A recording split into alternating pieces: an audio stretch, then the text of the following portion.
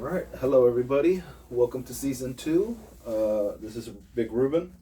My name's Jose. We are the podcast called Men Redefining Manhood. So welcome. Welcome to our podcast. A podcast and movement for fathers and men ready to rewrite what it means to be men. This isn't about perfection. It's about presence. It's about healing, not hiding. It's about building men up, not tearing each other down. Let's redefine manhood together. Yeah, and so today, the topic that we're going to be talking about today is unlearning survival mode. How men confuse survival mode with strength, right? And I think that there's a lot of examples that come to mind, when I hear this topic, because especially man and machismo and wanting to be the captain of the ship, right? Thinking that you got everything under control, and there's no problems, everything is fine, right? But yet you're in survival mode and your ship is sinking. Yeah. So what's your take on that?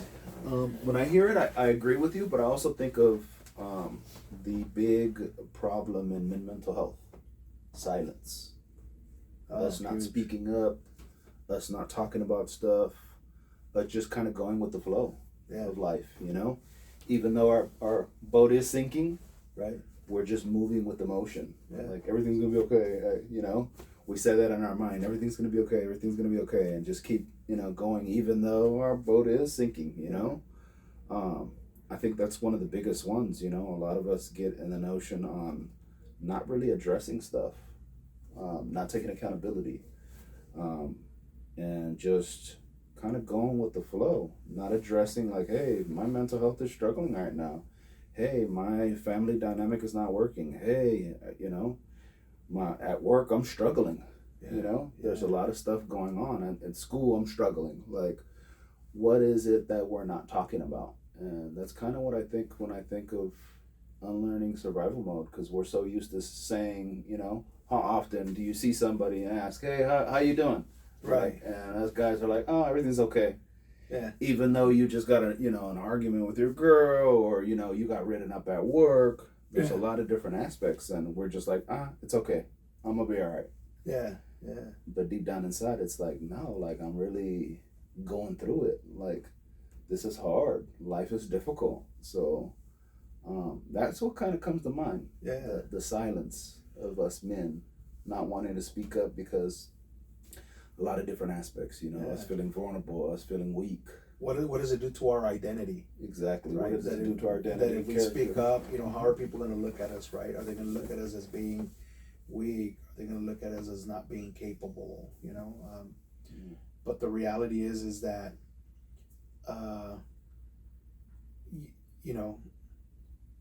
there's a difference, right, between coming across as being strong and having your support system in place, right, to be able to cope with those moments or those situations in your life where you're barely making it, only because you ask for help, or because you seek out the support from loved ones or from friends or whatnot, doesn't mean, right, that you're weak.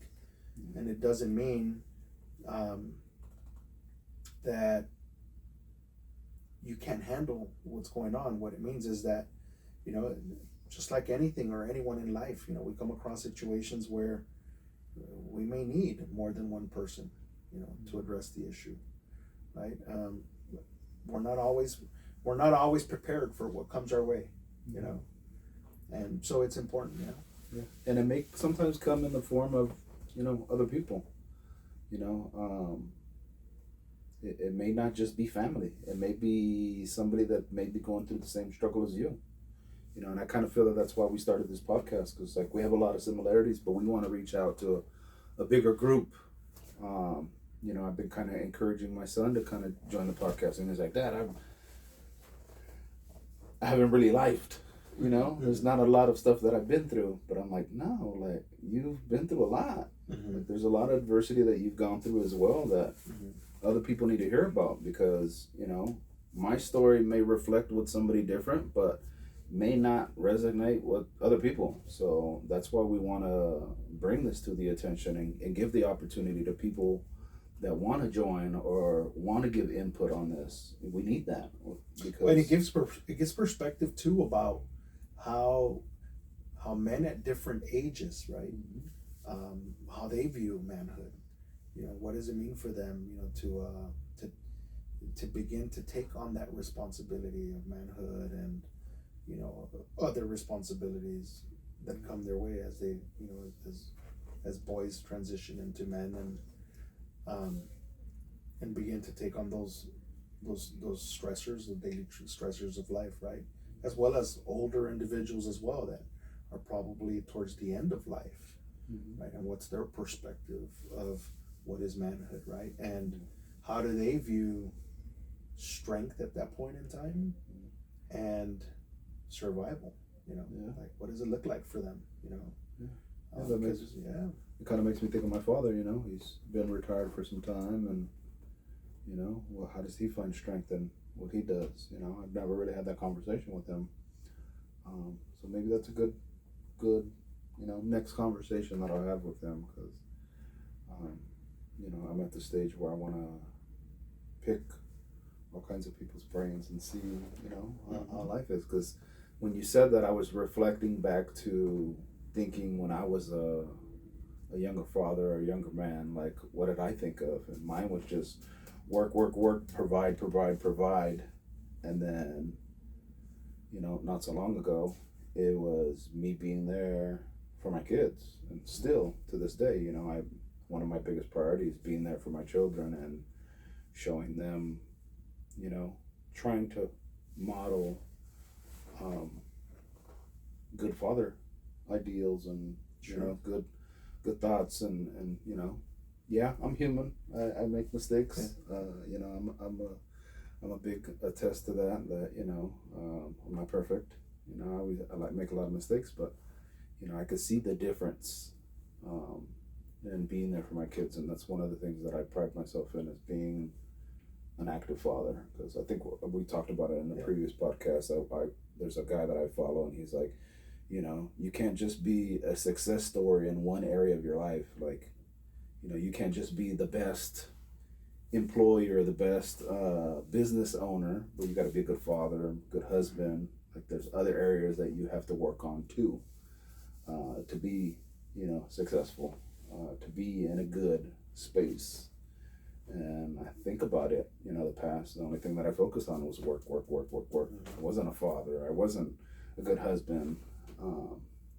So looking at those as well is and being being put in a space, or taking on the responsibility of attending to each one of those areas, right, can put us into that survival mode, right? Because these are, you have to perform, right? Whether it's Monday or Sunday, you have to perform. Whether you're feeling okay or you're feeling sick, you have to perform, right? And it brings me, as we're talking about this topic, my dad comes to mind. My dad's, he's 88 years old. He has health issues. He's had complications.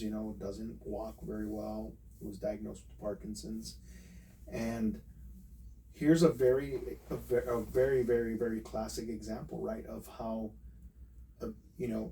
even though men may be in survival mode, they still want to come across as being strong, right? I will reach out to my dad and I'll be like, Dad, how are you doing today? Oh, I'm doing good. Everything's good. I'm having breakfast. I'm outside. Just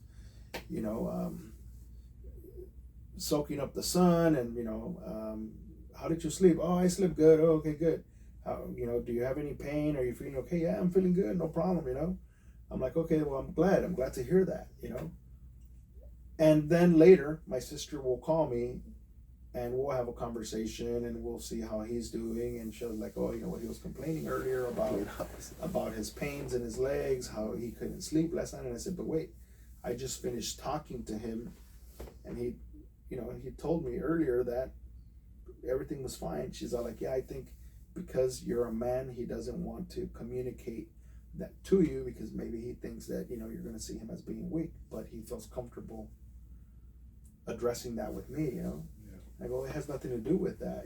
Like, for me, it's more about him being okay and so forth, right? And so that in itself is an example, right? Yeah. Of how even in survival mode, right, there's a difference, right, between surviving and being strong, and someone wanting to be strong or thinking that they're strong by denying the facts. Yeah. When in reality things are not okay. And you have to be okay with acknowledging that. Yeah. That kind of makes me think of your time going to take your son.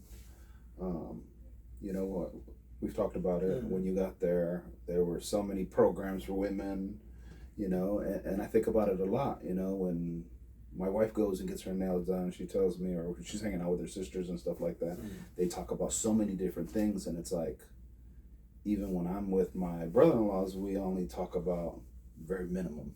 Mm-hmm. And I don't know if it is the fear of us being vulnerable with each other and not want to express it, but I'm like, no, we need to get out of that notion. Like, if the women aren't comfortable with doing it, then when are we going to be comfortable to adapt and have these conversations about the stuff that we may be challenging with? Because it may help you, or you may have wisdom that you could give me that can help me through what I'm going through. And there's a podcast that I watch as well. I'm doing all kinds of research and stuff. And the guy talks about it. He's like, we do it because we know what it takes to be a man. And sometimes we do. We're in that survival mode, and we don't want to give more weight to our brothers, or give more weight to our friends because they're already probably carrying a weight themselves. So it's that fear as well. So it's like, no, we need to get out of that notion and find ways to better support each other, because we need it. We're in a very big epidemic where a lot of men are not getting out of this mental health and getting out of survival mode. Sometimes the survival mode, has been going on for so long, and we have guys that out there that take their lives, and then families have to deal with the circumstance. I had a brother 15 years ago commit suicide because of his own mental health and not being able to overcome. So we have to be the difference. Right. We have to have these conversations with each other, because instead of looking at it like, oh, Jose has already enough on his plate, why would I bring him my worries? Or vice versa. But no, it may be, he may be able to give me some knowledge and some insight to what he's been through, and it may help me through my process as well, because I think about it all the time. That could make the difference. Yeah, that could make the big difference. Right, having a conversation, letting somebody know that you're not okay, and receiving that small piece of advice can be life-changing for you, right? That will never appear if you don't open up, if you don't ask for help, if you don't acknowledge that that you're struggling, or so I think that's a big challenge with us men, is acknowledging I'm struggling right now. Because even when I was not so long ago, when we left the school, and I'm working, doing an internship, school, work, all that stuff, it was a lot. I felt the weight of it, and I'm like, I'm okay. And it's like, no, I need to talk to somebody about this. I feel that this podcast has been a great aspect for it, and I've learned to communicate more with my partner and friends about it, and it's like, no, we have to get out of that notion on just bottling it up and being the strong guy. And it's like, no, we have to talk about it. We have to get out of that notion where we're not saying anything about it, because it can be very damaging, because that can affect a lot of areas of our life, our own mental health, relationships, fatherhood. Yeah, absolutely. And for men, if they're in relationships, and if they, this is very telling as to the level of intimacy and trust that that is part of the relationship, right? When you're able to open up to your spouse or to your partner to let them know that that you're struggling, um, that also helps the relationship, because it may be something that both parties are experiencing, right? And it isn't until somebody brings it up that then there's a conversation about it. I know that when my son left to the Air Force, when he left to boot camp for the Air Force, it was 7.5 weeks, but the fact that we had such a very close relationship, and he was always home, and we had deep conversations about everything and anything, and we would joke and we would laugh, and he would come to us and he would just be very transparent and open about teenager stuff, and we would be like Jacob, like, you feel okay telling your parents that? And he's like, yeah, and so that just spoke to the type of relationship that we had, right? And then fast forward, he goes to boot camp, and there's silence in the home, right? Day in and day out, and with no opportunity to communicate, no opportunity to check in, how are you doing, because that's part of boot camp. There's no contact whatsoever, right? With the exception of maybe 2-3 quick 5-minute phone calls throughout the process, but you don't know when they're going to occur, and so you might be available to answer, you might not be available to answer. So it was a process that I was struggling with, and my wife was as well, and so we were there to support each other in that sense, right? In addition to that, I've mentioned it. We talked to you about it. I talked to other friends about it too, about how it's almost like you're grieving, when you begin to anticipate that your son is going to be away from home and is leaving, and it's almost like you're losing not only part of your identity, but you're losing a part of you that's now heading off on their own, right? Yeah. And you're like, oh, and then you have to come out and do your job and do everything else, right? Like, again, right? Like, come up and show up with certainty and with strength, even though internally you're emotionally struggling, for that, because of that adjustment, that life adjustment, that it's a difficult one, Yeah, so a difficult conversation. Yeah. So it's something that I think, like you mentioned, I think it's something that men need to learn is the key word, right? Because it's not something that we're taught in a lot of cultures, but you can learn to be okay with being open and understanding that you don't have to come across as wanting to be strong in moments when you're struggling. You can be open about your struggle, There's strength in that. Yeah, absolutely. There's strength in having those conversations, because it just shows, hey, I'm human. Absolutely. I'm vulnerable as well. I have fears of this and that, and we have to be okay with it. Even talking about that kind of situation can be a heavy conversation. For me, at first I couldn't even address it, because I felt that. I felt what you said, the grieving part of it, like, dang, like, he's really going at, and then I started replaying in my mind everything about him, like, what, am I a good dad? Did I teach him everything right? Does he know how to do this? Does he know how to do that? Like, I started replaying a lot of stuff in my mind. I seen a video the other day where a guy was talking about that him and his son went to the gas station. He had his first car, and first time him having to put gas in. They get to the gas station, that's like, okay, go put gas. And the kid's like, I don't know how to do that. So I started thinking of all the things to myself, like, what didn't I teach Ruben how to do? Does he know how to change a tire? Does he really know how to put gas? Does he know how to change a battery? Recently we had a situation where I had to go to school and change a battery. Like, I started thinking about the stuff, and it's like, dang, that kind of fear kicked in, and it's like, no, like, Ruben, relax. And that's what puts you in that survival mode, right? Yeah. when you start to think about all the things Overanalyzing and everything. overanalyzing everything, that now, it makes you feel like, man, like, like, whoa, like maybe become anxious about it, stressed out about it, right? Yeah. You start to think, so Yeah. A lot of it was the overanalyzing, and it's like, no, Ruben, you and your wife did a good job. He's a good young man, and he will adapt. He may not know everything, but he's gonna get through it. Like, Yeah. a lot of it was that, the fear of the unknown, and putting my own self in survival mode as well sometimes. Sure.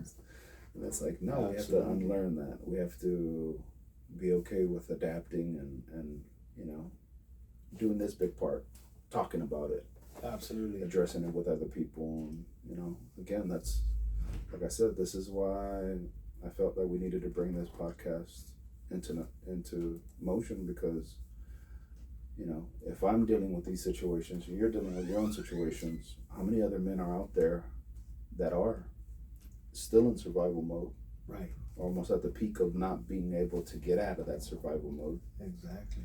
And it's like, we need to take that on and be a help, and allow men to feel okay with reaching out. I was telling Jose before we started, we have our IG that we put out there, and I'm trying to get in the motion of putting more stuff out there and allowing for people to ask questions. If you have questions, if you have topics Sure. that you want to hear from us, please reach out. This is what we want to, and we've had a few people reach out as well, saying that they want to be on the podcast, which is amazing. We're barely in the notion of this, but I'm excited about it. I feel that guys are looking at it, and I'm like, oh dang, okay, Yeah. this is something that's important. Yeah, absolutely. And survival mode is important, right? It's important, because as humans we need it, right? But to be stuck in survival mode all the time, that's when it becomes a detriment. Yeah. Right? Because when you don't know how to get out of it, and it's almost like if you can just envision this of constantly fluttering and kicking and trying to stay afloat above water just to breathe. Yeah. Right? And that being your life, sooner or later you're going to sink, right? So you have to learn. You have to learn how to get out of that survival mode, and how to be okay with not being okay, and asking for help, and setting up, your support system, which is important, and having those close people around you that you can feel comfortable and open and being honest and open with about, your struggles, and to have them there as a support system doesn't mean that they have to solve your problems, right? Yeah. Rather, it just means that they can be a sounding board and maybe offer a suggestion or a different perspective that can be helpful. We're just hearing you out. Yeah, or just hearing you out, plain and simple. Absolutely. So yeah. Well, thank you guys for joining in this time around. To talk about this very important topic. Stay tuned. We have more topics coming your way that I know won't disappoint. They're going to be great conversations that we will be having. And hopefully this is something, if it's something that resonates with you, hopefully this is something that you can share with other men that you know out there. Again, like Ruben said, feel free to leave comments, send us suggestions and so forth. We'd be more than glad to look at them and put out content, that is relevant to men and to who we are, who we've been, and who we are now, and what does it look like, to be a man in this day and time and in the future, so. Yeah, that's it. Well, thank you guys. Anything else you want to add, Ruben, before we finish up? No. Thank you for watching our podcast. I look forward to more content coming out. Check us out on IG as well. Sounds good. All right. Take care, guys.